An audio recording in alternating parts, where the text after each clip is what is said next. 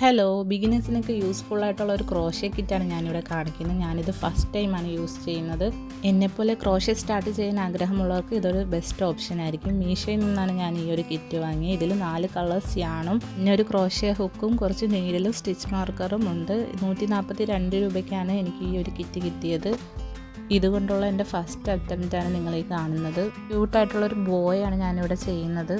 നമ്മുടെ ഷോർട്സിൽ പരിമിതികൾ ഉള്ളതുകൊണ്ടാണ് ഞാൻ ഇത്ര സ്പീഡിന് കാണിച്ചു പോകുന്നത്. ഡീറ്റെയിൽ വീഡിയോ വേണമെന്നുണ്ടെങ്കിൽ കമൻറ്റ് ചെയ്താൽ മതി, ഞാൻ ഡീറ്റെയിൽ വീഡിയോ ഇടുന്നതായിരിക്കും. ഇതിൻ്റെ ബേസിക്സ് മനസ്സിലാക്കി കഴിഞ്ഞാൽ പിന്നെ നമുക്ക് ഒരുവിധം എല്ലാം എളുപ്പമായിരിക്കും.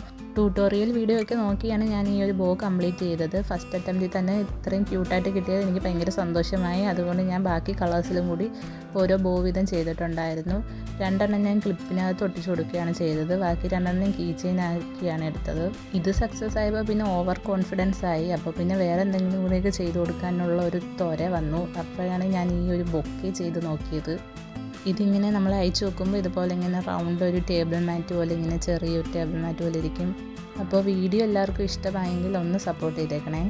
ഞാൻ ആദ്യം ചെയ്ത ബോയാണോ ഇതാണോ എല്ലാവർക്കും ഇഷ്ടപ്പെട്ടതെന്ന് ഒന്ന് കമൻറ്റ് ചെയ്ത് പറയണേ.